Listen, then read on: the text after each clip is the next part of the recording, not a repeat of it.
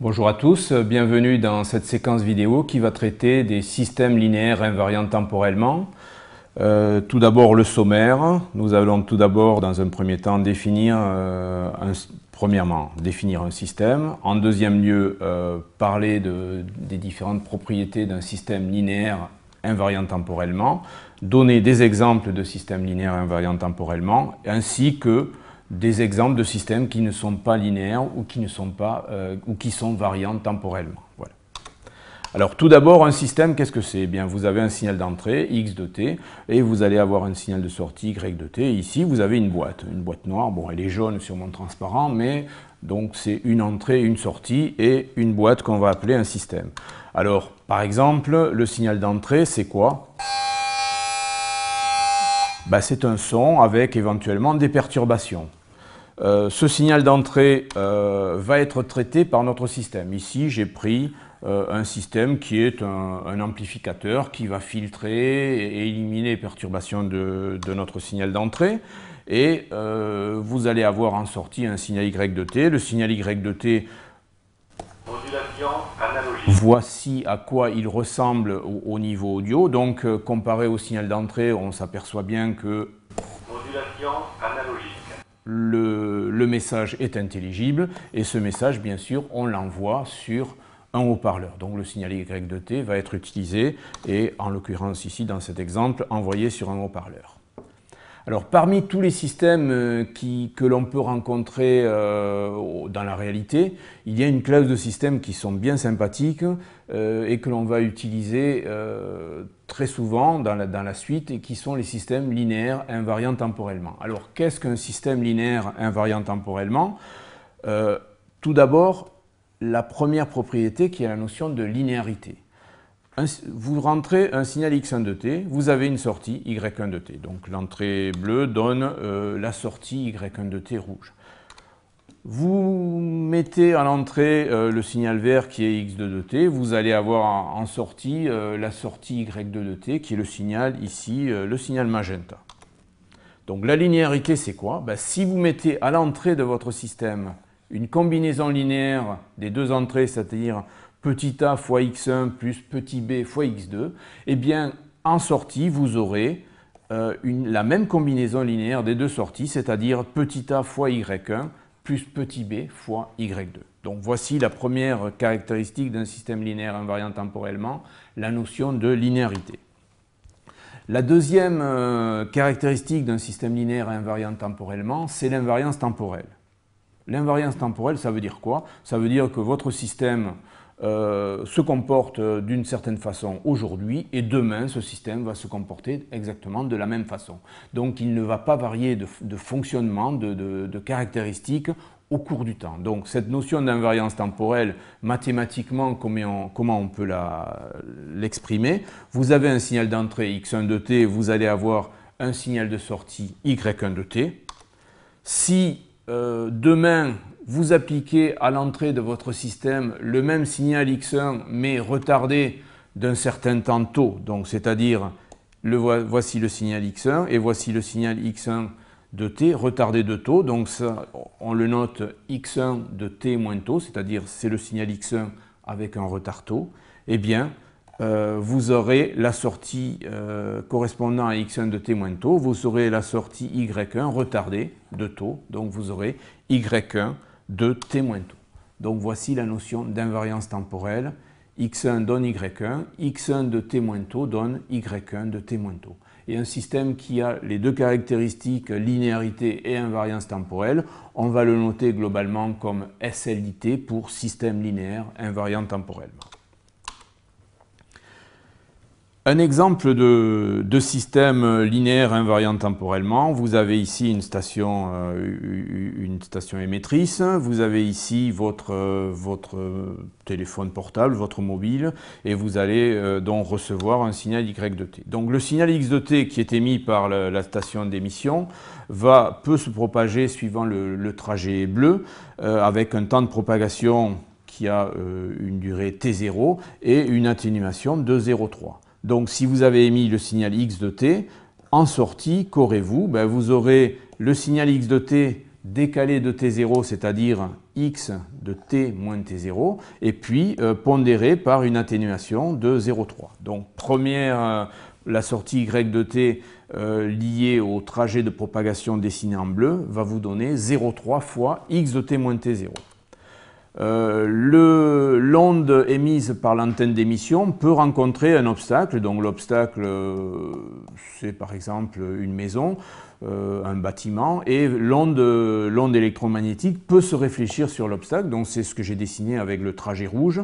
Ce trajet rouge a un temps de propagation T1 supérieur à T0, puisque le trajet rouge est plus long que le trajet bleu, et une atténuation de 0,2. Donc le signal Y de t, qui est ici en sortie, vous allez avoir une première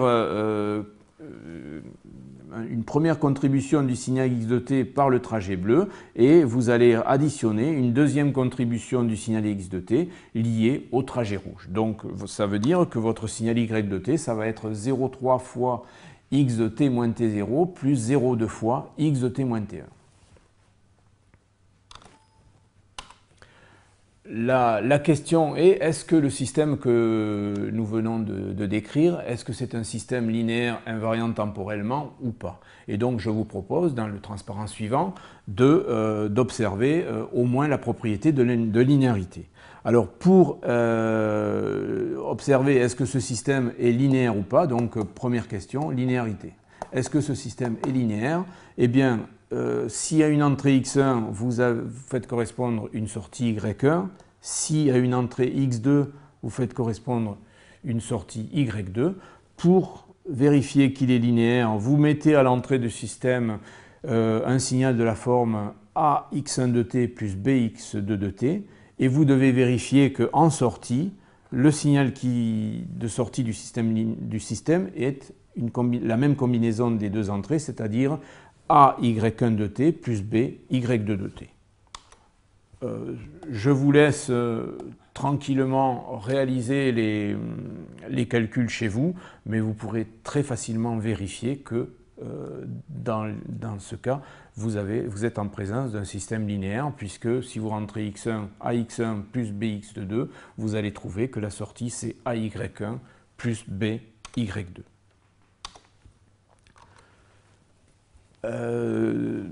Maintenant, nous allons passer à des contre-exemples. Donc, qu'est-ce qu'un système qui serait non linéaire et qu'est-ce qu'un système qui serait variant temporellement? Alors, premier élément, un système non linéaire. Alors, comme système non linéaire, j'ai pris l'exemple du redressement simple alternance. Si vous avez une diode, l'amplitude du signal de sortie d'un système redresseur simple alternance de type diode a cette caractéristique dessinée en bleu, c'est-à-dire que si la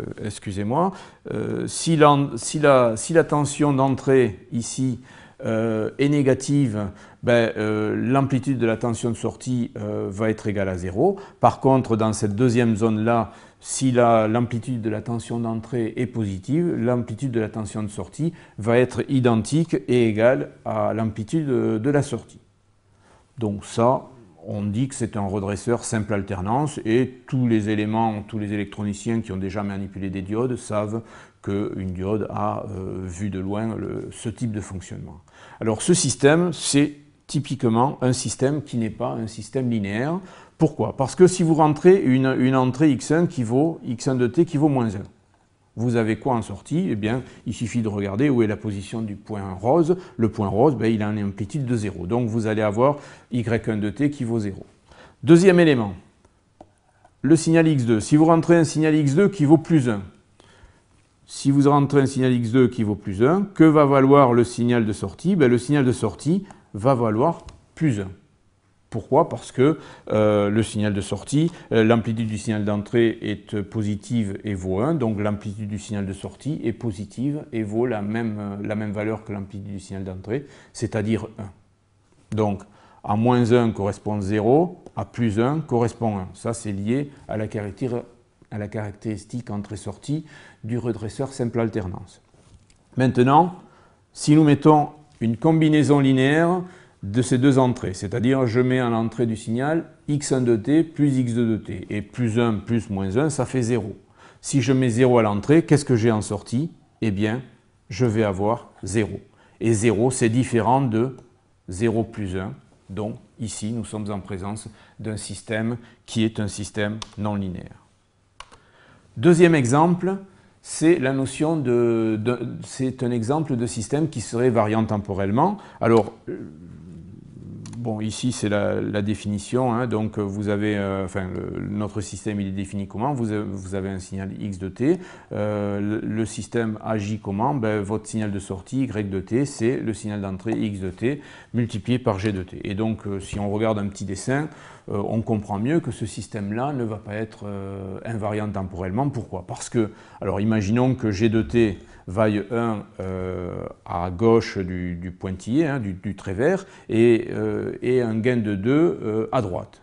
Eh bien, si avant le trait vert, j'émets un signal x1 de t, ce signal x1 de t va être pondéré par un gain égal à 1, et donc je vais avoir un signal y1 de t qui va être strictement égal à x1 de t.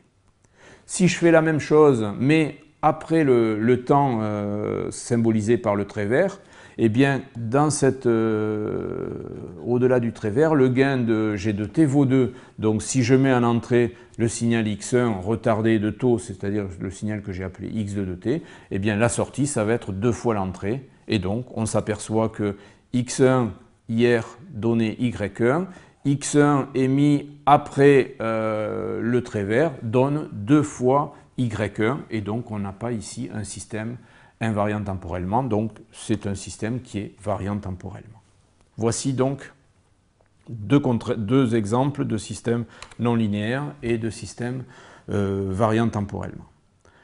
En conclusion, un système, vous avez un signal x de t, il le transforme en un signal de sortie y de t. Parmi tous les systèmes possibles, une classe de systèmes très intéressante, ce sont les systèmes linéaires invariants temporellement. Et en dernier lieu, nous avons vu des exemples de systèmes non linéaires ou variants temporellement. Ceci achève donc cette séquence vidéo sur les systèmes linéaires invariants temporellement. Je vous remercie de votre attention. Au revoir.